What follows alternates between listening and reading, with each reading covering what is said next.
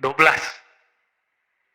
Dan 12 ini diperdebatkan apakah nanti turunnya ke Bani Alawiyin, Sayyidina Ali, atau nanti ke Bani Umayyah atau Abbasiyah.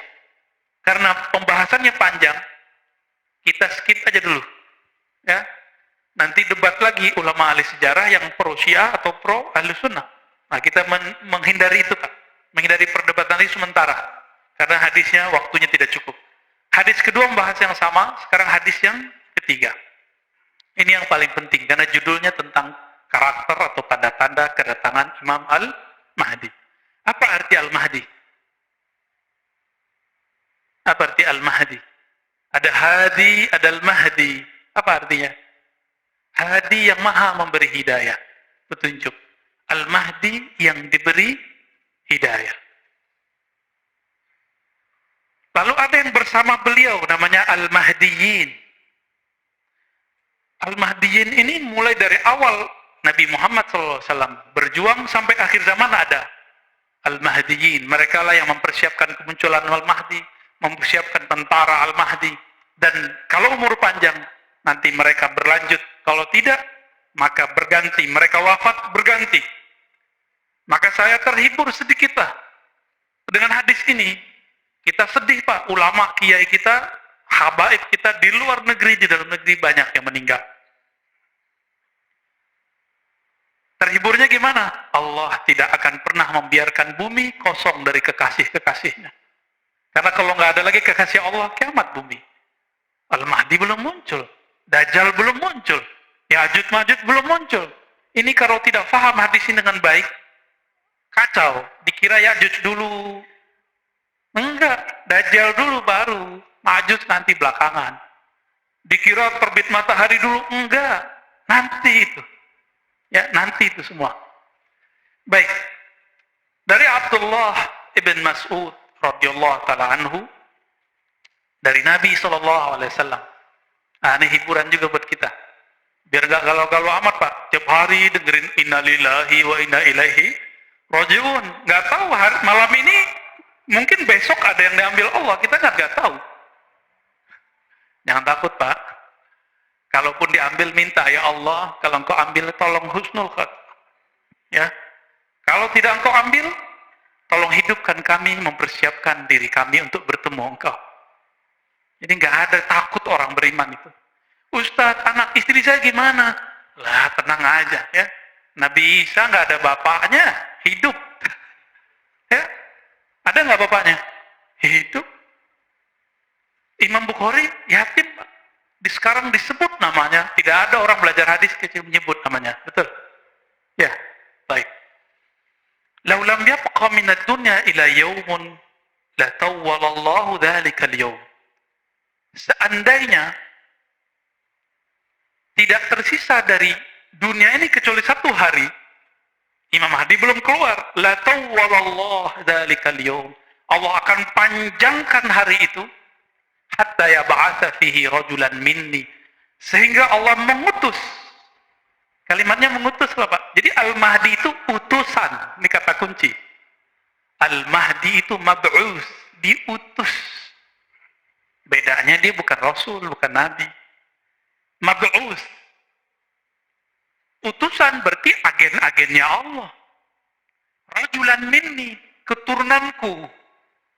Seseorang dari keturunanku. Min ahli baiti. Ini pencirian pertama. Dari ahlu baitku. Maka pembenci ahlu bait Rasulullah, silakan Pak, kita benci dengan atau gak sepakat dengan politik fulan, dengan politik fulan. Ini kan habaib lagi pecah nih.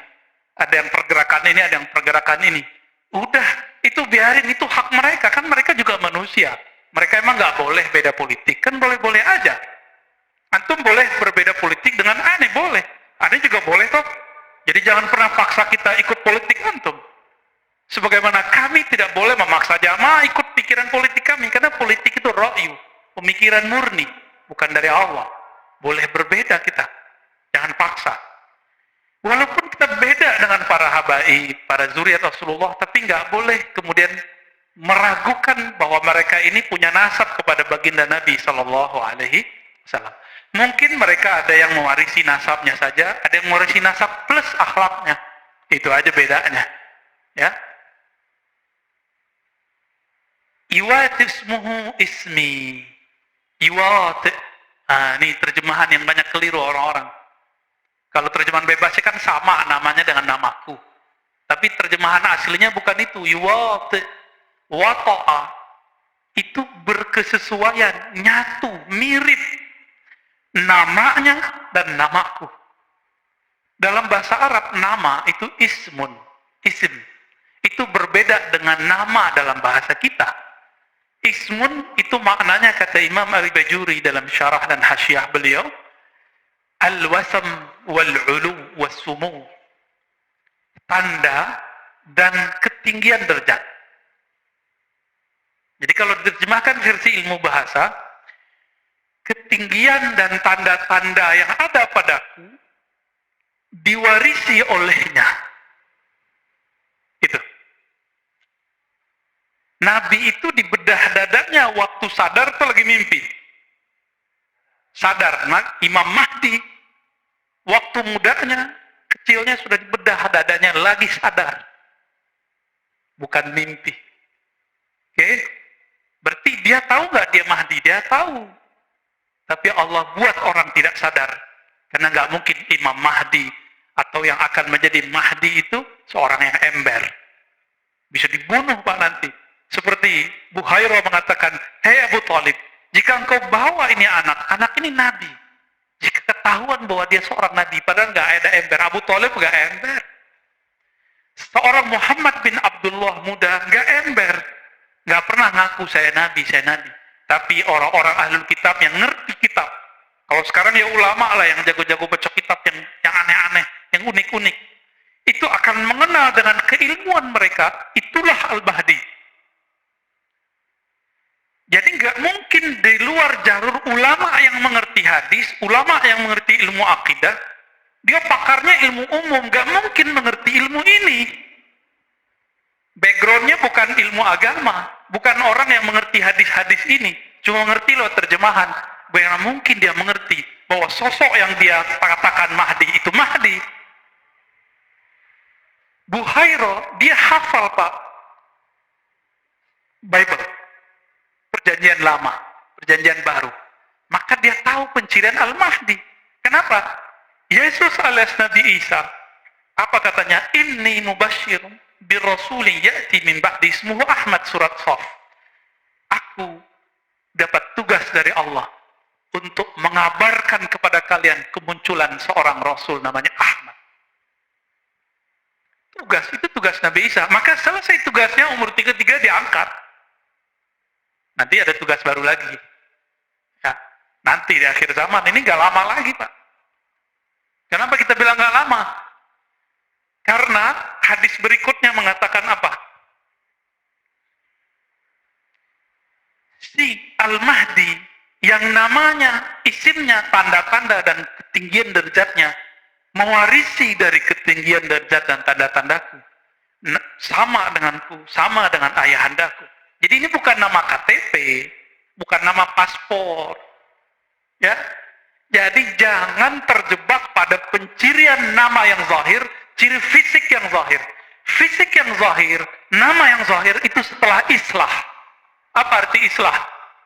Allah benerin itu. Jadi Al-Mahdi sekarang belum diislah Pak. Belum diislah.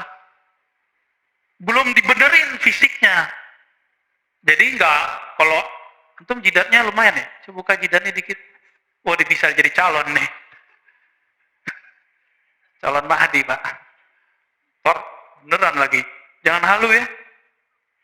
Pak Ustadz, saya jidatnya lebar. Hidung saya mancung. Ini kan tinggi Mahdi. Kalau begitu berapa banyak habaib, profesor dari dulu jidatnya lebar, hidungnya mancung. Irung mancung, kata orang Sunda. Gimana? Enggak, itu pencirian zahir. Di sini ada nanti di belakang setelah diislah. Kekeliruan orang-orang hari ini mencari Al-Mahdi, pencirian yang zahir. Kalau begitu, Muhammad bin Abdullah berapa orang punya nama begitu? Nama Nabi ada 313 yang kita bisa akses. 313 loh Pak. Bukan hanya Ahmad, Muhammad, Mahmud. ada Aqib, ada Mahi, ada Khatim, ada Fatih. Tadi dikira Khalifah Sultan Muhammad Khan alias Muhammad Al-Fatih. Enggak, bukan beliau, kan bukan zuriat Nabi beliau.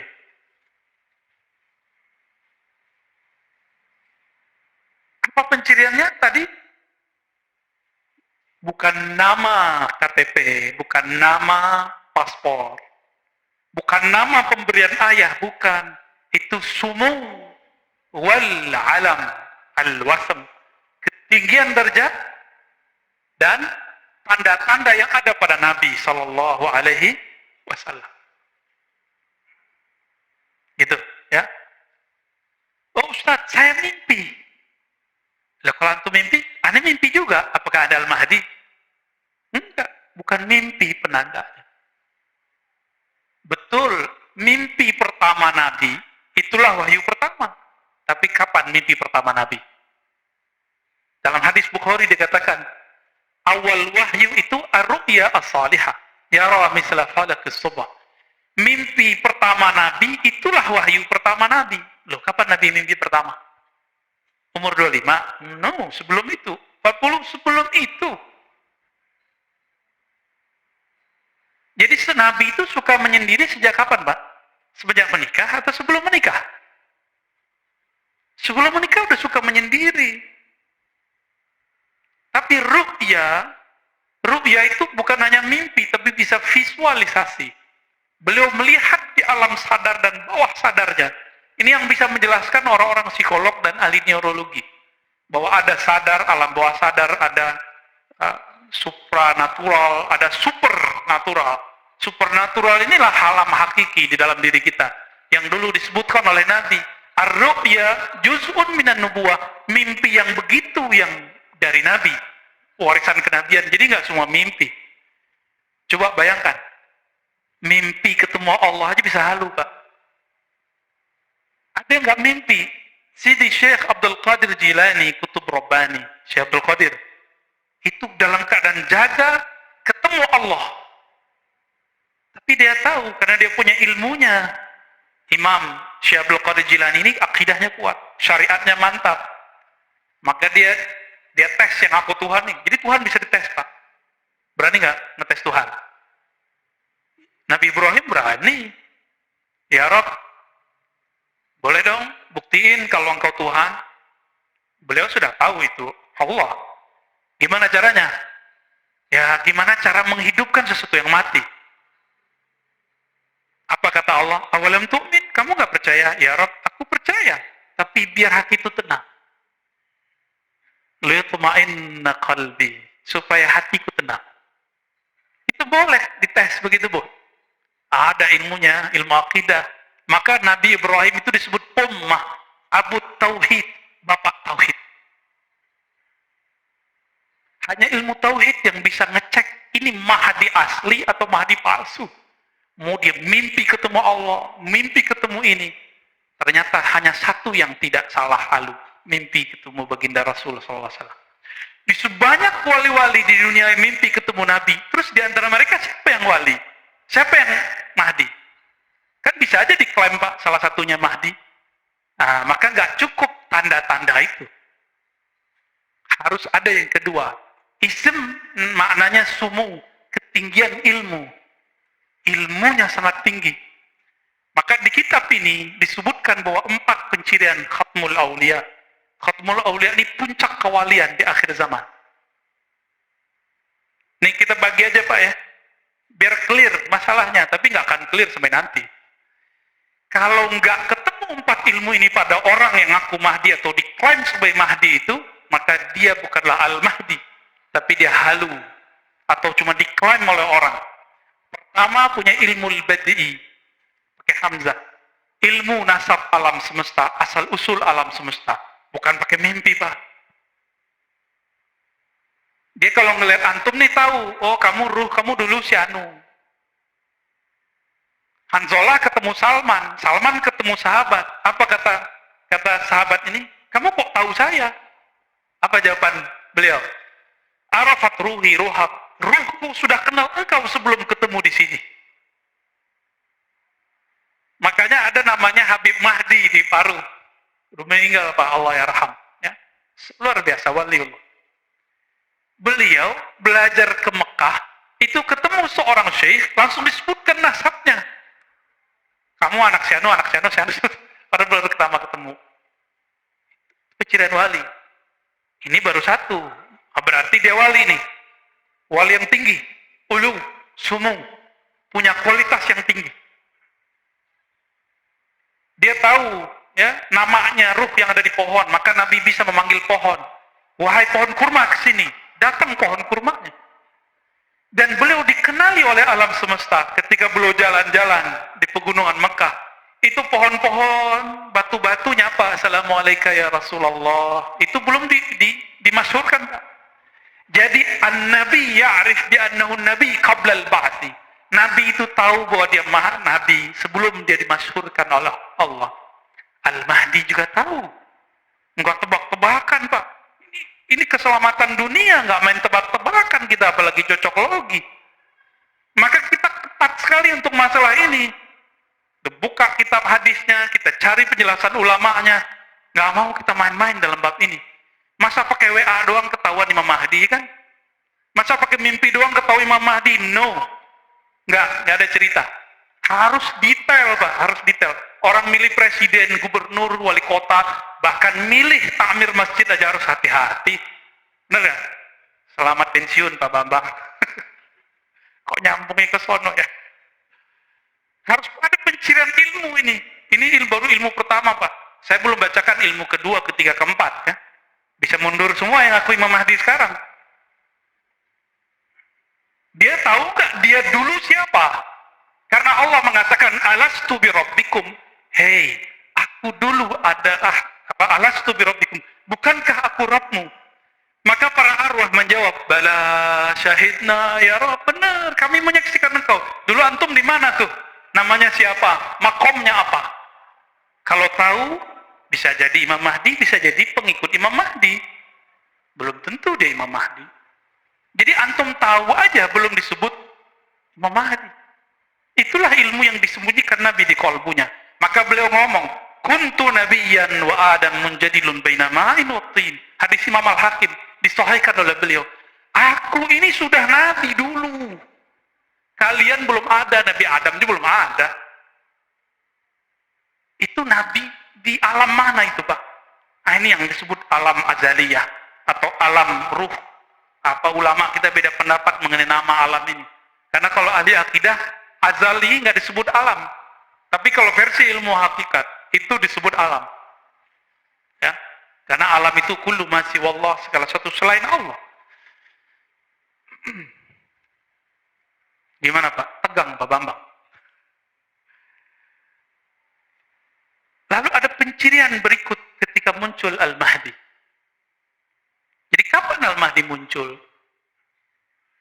Al-Mahdi itu penciriannya yamla'ul arda qista, akan memenuhi bumi dengan keadilan. Wa adla, ya sama artinya kama muliat zulman wa jawra, sebagaimana sebelum dia dibangkitkan oleh Allah, diislah oleh Allah, ditampilkan oleh Allah. Allah yang nampilin Pak, bukan orang, bukan jamaahnya. Allah yang tunjuk, ente Mahdi. Itulah yang disebut ala minhajin nubuwah. Gak bisa lewat antum 1 miliar bilang ini Mahdi, gak bisa. Antum mimpi semua mengatakan dia Mahdi, gak bisa. Allah yang ngasih unjuk nanti. Ketika bumi telah dipenuhi oleh zulman, kezaliman, jawro, ini bukan negara loh Pak, dunia, bumi. Apalagi Bapak hitung, orang main vaksin, ya enggak? Udah jelas kita susah, main dana pandemi, Masya Allah. Udah jelas begini masih korupsi itu pemimpin daerah itu, kurang ajar deh. Ya?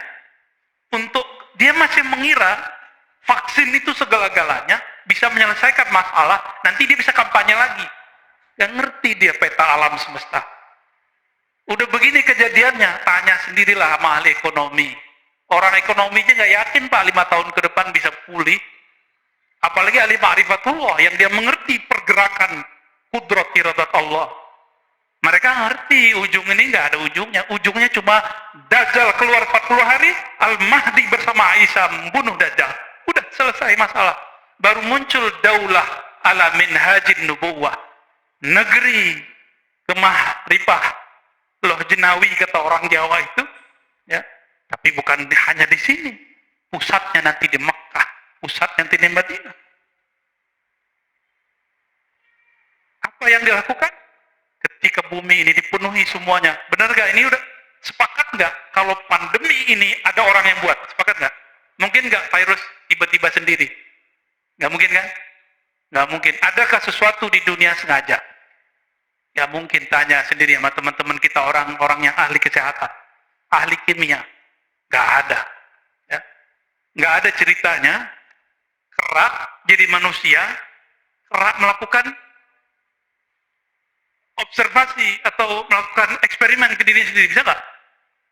Mesti ada yang bukan kera, yang bukan manusia, intervensi terhadap wujud itu. Baru kita percaya ada namanya evolusi. Kalau nggak, kita nggak percaya. Apalagi urusan beginian. Sepakat Pak ya, pandemi memenuhi dunia itu kezaliman banget. Banyak yang mati nggak?